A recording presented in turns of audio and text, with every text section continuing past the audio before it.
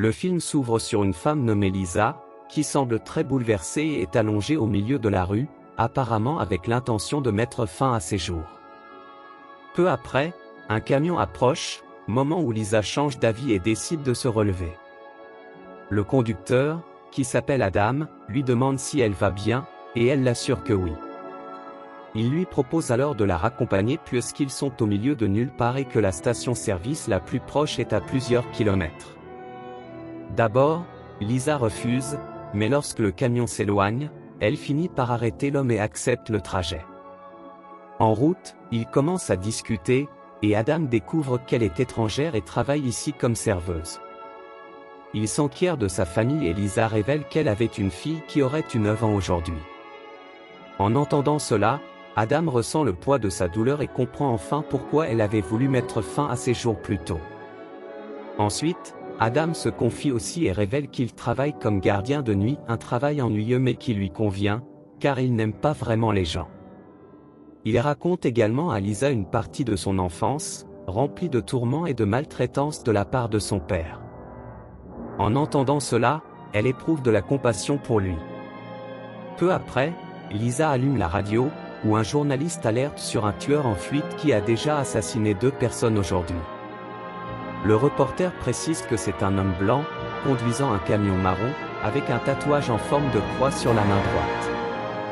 En entendant cela, Lisa remarque la main d'Adam et est horrifiée d'y voir exactement le même tatouage. Avant qu'elle ne puisse réagir, une lumière éclatante surgit devant eux. Adam freine brusquement et plaque sa tête contre le tableau de bord, la rendant inconsciente. Dans la scène suivante, Lisa se réveille et réalise qu'elle est enfermée dans une petite cellule où des lumières étranges clignotent sur les murs. Il ne semble y avoir aucune issue, et elle remarque un dispositif étrange attaché à son poignet, qui luit d'une lumière jaune. Paniquée, la femme crie et gratte les murs dans une tentative désespérée de s'échapper, mais ses efforts sont vains. Bientôt, une porte s'ouvre, révélant un étroit tunnel. Elle rampe à l'intérieur, juste avant que la porte ne se referme derrière elle.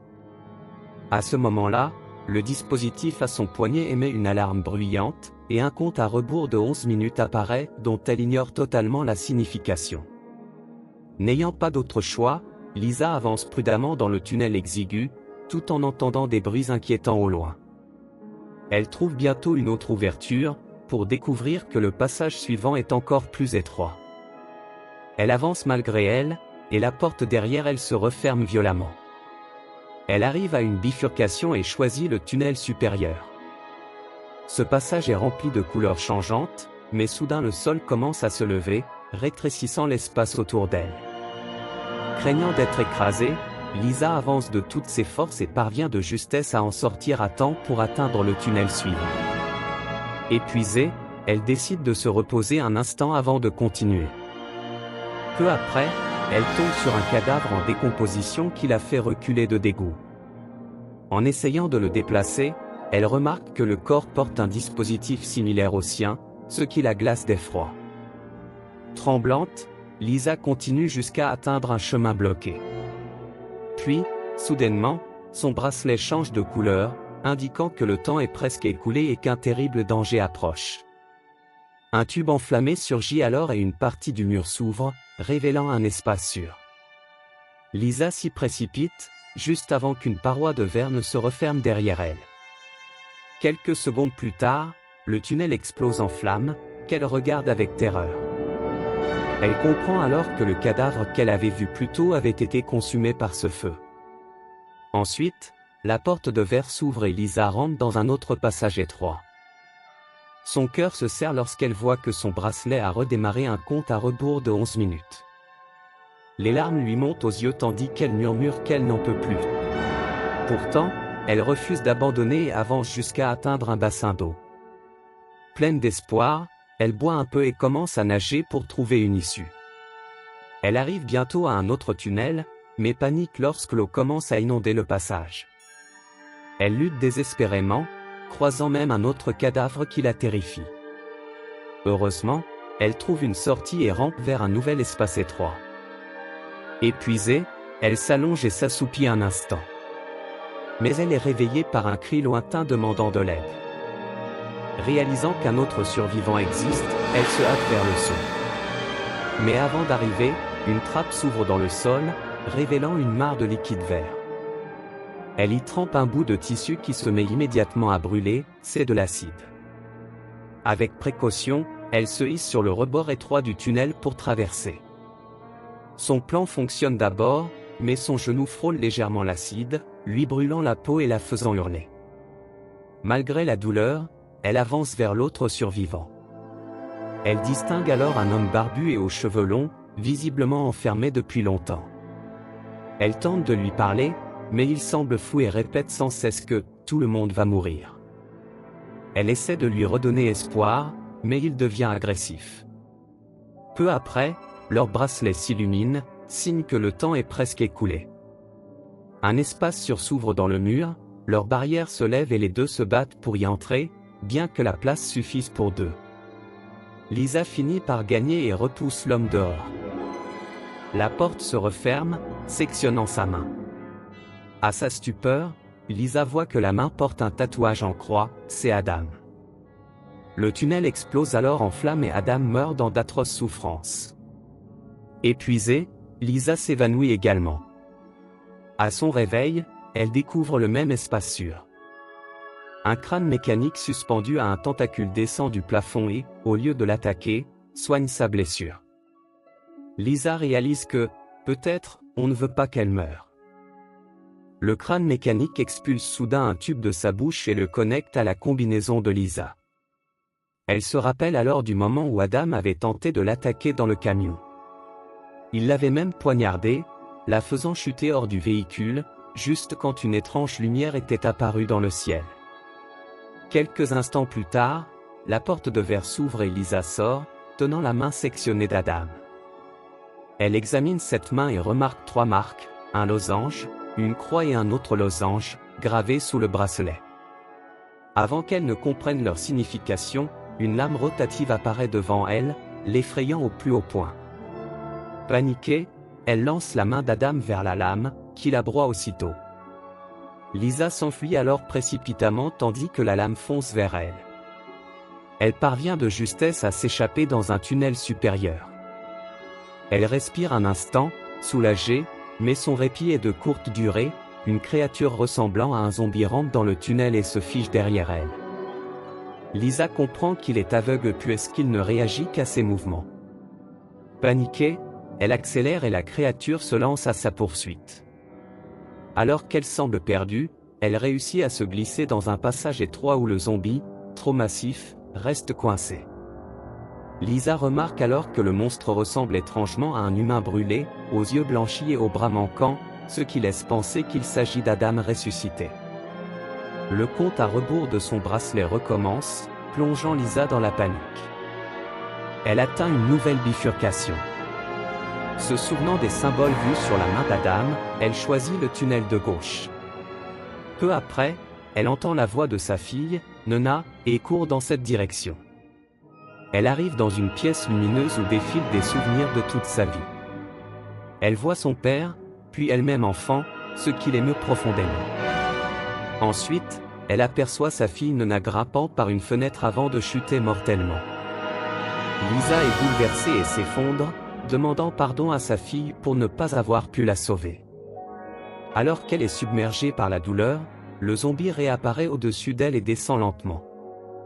Lisa fuit à nouveau et voit au loin un ciel lumineux, symbole d'espoir. Mais le tunnel devant elle est tapissé de fils barbelés. Horrifiée, elle décide malgré tout de les traverser, s'écorchant grièvement. Son bracelet indique que le temps s'écoule, mais Lisa est trop blessée pour continuer. Un espace s'ouvre alors, mais le zombie y pénètre avant elle.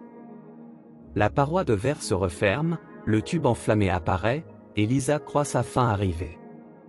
Pourtant, au dernier instant, le sol s'ouvre et elle chute en sécurité avant de perdre connaissance. Lisa se réveille dans la même cellule où tout avait commencé. Elle comprend avec horreur qu'elle est piégée dans un cycle sans fin. Elle trace alors les symboles qu'elle avait vus sur le bras d'Adam avec son propre sang, pour tenter de les comprendre. Le crâne mécanique réapparaît pour la soigner, mais Lisa l'arrête, affirmant qu'elle veut mourir en paix. Le crâne semble accepter et prépare une injection mortelle. Mais en effaçant les symboles du mur, Lisa réalise qu'elle s'était trompée, ce ne sont pas des losanges et une croix, mais 6 flèches indiquant un chemin précis. Choquée, elle arrête la machine et déclare qu'elle n'a pas encore abandonné. Le crâne soigne alors ses blessures et Lisa repart avec détermination. Cette fois, elle surmonte chaque épreuve facilement, puisqu'elle connaît déjà les pièges. De retour à l'acide vert, elle s'en sert pour faire fondre son bracelet. Dessous, elle découvre de nouvelles marques, 2 croix et un losange, qui indiquent clairement la bonne direction. Guidée par ce nouvel espoir, elle poursuit son chemin. Elle finit par croiser à nouveau le zombie d'Adam, qui l'attaque violemment. Après une lutte acharnée, Lisa prend le dessus et écrase la tête du monstre contre le mur, l'éliminant pour de bon. Soulagée, elle suit les symboles jusqu'à trouver un jouet de sa fille. Peu après, elle retrouve Nona, et les deux s'enlacent avec émotion. Nona lui propose de la suivre dans un mauvais tunnel, en promettant qu'elles seront ensemble pour toujours. Lisa hésite, mais finit par comprendre que ce n'est qu'une illusion. En pleurant, elle dit adieu à sa fille, qui lui répond « Je suis fière de toi, Lisa. Nous le sommes tous. » Lisa avance alors vers le dernier tunnel, d'où elle aperçoit un magnifique ciel bleu. Mais 3 lames surgissent, se déplaçant à intervalles réguliers. Se souvenant du conseil de Nona d'ignorer le temps, Lisa jette son bracelet et observe attentivement les mouvements des lames. Elle réussit à franchir la première, puis la deuxième. La troisième, en revanche, est trop rapide. Elle tente malgré tout et y laisse la moitié de son pied. En hurlant de douleur, elle rampe jusqu'à la sortie, pour découvrir qu'il ne s'agit que d'un écran projetant une vidéo du ciel. Le tunnel commence à se remplir de flammes et Lisa, en larmes, dit qu'elle a tout accompli, sans comprendre qu'elle n'avait aucune chance. Elle perd connaissance. Dans un retournement final, le plafond s'ouvre et un faisceau lumineux l'aspire vers le haut. Lisa reprend ses esprits, allongée dehors, sur un rocher sous un véritable ciel bleu. Ses blessures ont miraculeusement disparu, même son pied est intact. Autour d'elle, un paysage magnifique s'étend, avec une cascade majestueuse. Quelques instants plus tard, Nona apparaît. Tremblante, Lisa lui demande si elle est morte. Sa fille répond que son corps est bien mort plusieurs fois, mais qu'à présent, elle est en sécurité et n'a plus rien à craindre. Lisa demande alors ce qu'elle doit faire. Nona lui sourit et répond simplement.